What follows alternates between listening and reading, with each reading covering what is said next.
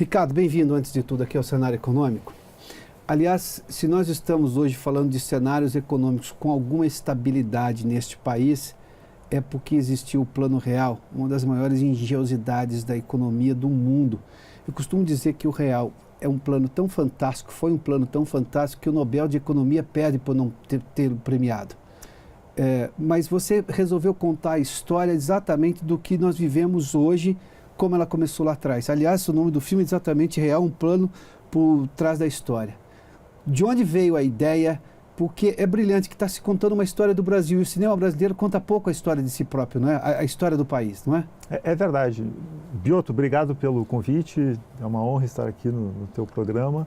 Sim, sem dúvida nenhuma, o Brasil não tem o hábito de contar as suas histórias de sucesso nos cinemas, né? Ou são os favela movies, ou são os filmes sobre a criminalidade, sobre a pobreza, sobre a miséria, sobre o drama social. E talvez esse seja um filme diferente de todos os outros, porque ele retrata um episódio da nossa história positivo e que transformou o país. Então, eu quando tive a ideia de fazer esse filme, lá atrás, em 2012, né, o Brasil era um país completamente diferente do que é hoje. Sim. Né? Nós nunca poderíamos imaginar tudo que viria em seguida, manifestações de 2013, impeachment, uma das maiores crises econômicas da nossa história. Mas naquele momento... A maior, inclusive. Eu creio que sim. Eu creio que seja maior, né, em termos de número de desempregados, 14 milhões de desempregados. Né? A irresponsabilidade fiscal foi muito grande. Né? Hoje nós temos um rombo de 200 bilhões de reais no orçamento. Mas lá em 2012, eu estava reunido, em outubro de 2012, para ser mais preciso, com jovens empreendedores ligados à Bolsa de São Paulo e também à Fiesp. E a gente discutia duas questões. A primeira era a falta de engajamento dos jovens em temas relevantes do país. E a segunda era os rumos da economia. Lá a gente já percebia que os pilares do Plano Real estavam sendo desmontados e que havia um processo de enorme responsabilidade fiscal e que viria uma crise logo adiante. Como eu disse antes, não podia imaginar o tamanho dessa crise. Aí decidimos fazer um projeto visando engajar os jovens. Ok, vamos fazer um longa-metragem estilo Wall Street. Então, a primeira decisão foi fazer um filme de temática econômica. Pouco tempo depois, o livro do Guilherme Fiuza cai nas minhas mãos. Um livro maravilhoso, recomendo a todos, que tem dois grandes méritos. Um escolhe arbitrariamente, mas acertadamente, Gustavo Franco como protagonista dessa história. E a segunda foi narrar a história do Plano Real na forma de um thriller político. Comprei os direitos uma semana depois de ter lido o livro e a partir dali começa o projeto, né? Ricardo, o filme rompe com o coitadismo e o favela movie, o estilo favela movie, a linguagem do favela movie e a temática, a narrativa do coitadismo que tem no cinema brasileiro a exaustão, aliás, até exagerada. Ao mesmo tempo, conta um fato de uma história bem sucedida recente. Nós existimos hoje como existimos de alguma maneira. Você fez menção em 2012, interessante que em 2012, ou mesmo até o comecinho de 2013, nós tínhamos um país que tinha, a sociedade brasileira tinha dois valores verdadeiros. Todo mundo lutava por aquilo. Primeiro, liberdade de expressão e depois a estabilidade da moeda. Foram exatamente essas duas coisas que foram ameaçadas nesses anos subsequentes que você fez menção aí. Ou seja, nós começamos a flertar com a inflação de novo, não nos níveis antes do real, ninguém falou em 80%, mas começamos a perder a estabilidade da moeda por desatinos e erros econômicos. E a segunda coisa é que a liberdade de expressão começou a ser atingida com blogs dirigidos, movimentação de governo querendo caçar a liberdade de imprensa de alguma maneira, querendo ter conselhos para determinar o que a imprensa fazia ou não fazia. O filme conta essa história recente, e você fez menção aí que me chamou a atenção, é para que jovens tivessem noção de o porquê eles estão aqui. Conhecer a história recente, a razão de porquê estão aqui.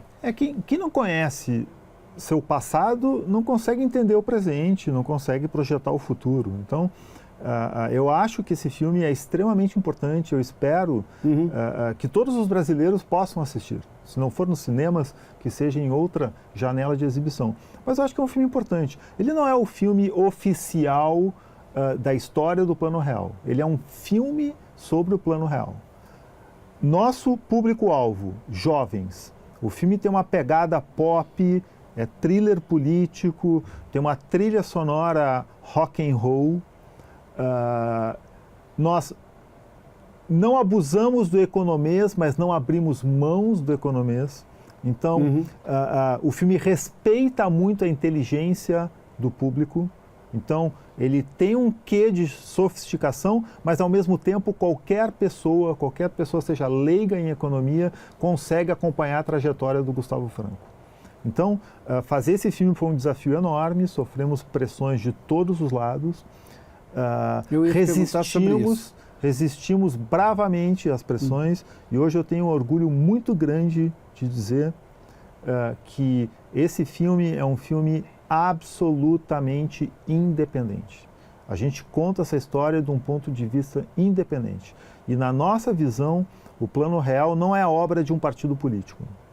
O Plano Real é obra de uma equipe de economistas brilhantes, portanto, com muita competência técnica, mas acima de tudo, espírito público, algo que parece não existir mais no nosso país, e muita coragem. Muita coragem. Modéstia à parte, eu acho que fazer esse filme exigiu coragem de todos que se envolveram com ele. Da mesma forma que implementar o Plano Real foi um processo que exigiu coragem, porque aquela equipe blindada num bunker, liderada por um estadista, sob governo de Itamar Franco, que foi uma figura extremamente importante para o Plano Real, e depois governo de Fernando Henrique. Nós tivemos o presidente Itamar Franco bancando uma ideia que foi levada a ele pelo então ministro da Fazenda, Fernando Henrique Cardoso, que depois foi exatamente presidente por mais 2 mandatos, eleito no primeiro turno, que chama atenção na história do país. Não raro aparece a discussão se foi Itamar ou Fernando Henrique o grande fiador do Plano Real. O filme entra nessa história? Ambos são importantes. Né? Pois é. Ambos foram importantes. Eu acho que E um não Itamar... negava a existência do outro. Eu não sei porque essa discussão não existe. Não há divergência em relação a isso. Né? E na minha opinião, Itamar talvez não seja considerado como um grande estadista pelos historiadores, mas ele teve atitudes de estadista. Né? Ele confiou naquela equipe econômica, ele deu carta branca, ele ofereceu o apoio na hora que foi necessário. Então, o Itamar Franco tem um grande mérito. Agora, Fernando Henrique também, e durante mais tempo. Né? E a gente tenta ser muito justo em relação a reconhecer méritos de todo mundo. A única pequena injustiça que o filme faz, eu admito aqui, é sugerir que o Gustavo Franco fez o plano econômico sozinho e de verdade. O mérito é de toda a equipe econômica, do Fernando Henrique, do Itamar, de todos os envolvidos. Foram 3 ministros da Fazenda do Real, Fernando Henrique, Recupero e Ciro Gomes. Ciro Gomes não é retratado no filme porque ele não participou nem da criação do Plano Real e tampouco da fase mais crítica de implantação do Plano Real, que foi a partir de 95, com as 3 crises econômicas, situações em que o plano foi colocado à prova. Foi colocado sob teste. Tanto é que há uma narrativa que desconstrói a verdade de que o Plano Real quebrou 3 vezes o país, enquanto que justamente é o contrário. O Plano Real transformou o país e, como você disse logo no início, criou todas as condições que os governos que sucederam o de Itamar e Fernando Henrique pudessem fazer o que fizeram. Ricardo, rapidamente, nós tivemos um thriller econômico recente, aliás, contado por Hollywood com uma competência singular que foi A Grande Aposta. É exatamente nessa toada que vai o Real?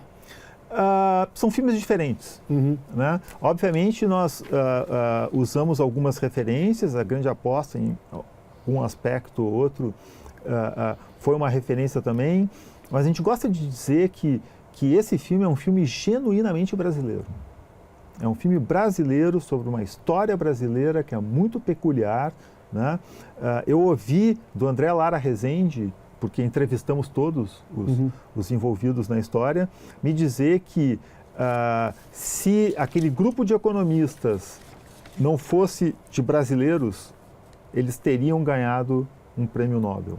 E eu acho que mereceriam ganhar.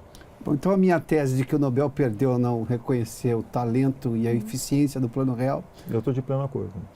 Olha, eu vou encerrar essa entrevista aqui com um trecho, na verdade, o último parágrafo, a última linha, praticamente, de uma crítica escrita pelo Marcos Petruccelli, crítico de cinema de longa data, diz o seguinte: não adianta querer negar que você tenha, nesse exato momento, qualquer valor em dinheiro dentro do bolso ou da carteira. Se você tiver esse dinheiro, esteja certo que também está vivenciando essa história chamada real. Está aqui. A grande expressão Petruccelli, do muito Marcos bem Petruccelli colocado. aqui. Ele diz que o filme é absolutamente necessário, com o qual eu concordo perfeitamente. Ricardo, obrigadíssimo. Obrigado. Sucesso com o filme.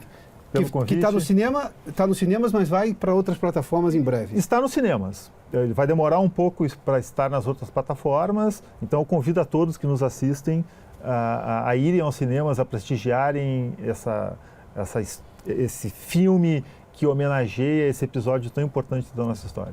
Duas coisas. Real faz o favor de contar a história do Brasil recente, que é raro no cinema brasileiro, e de derrubar a estratégia do favela movie, do coitadismo. São linguagens extremamente cansativas e que já não produzem nem a indignação necessária para se discutir o país. De novo, querida. Se você me permitir, Pois não? tenho ouvido relatos de que sessões em cinema têm sido encerradas com aplausos e pessoas de pé. Mais uma vez, sucesso com o filme, hein?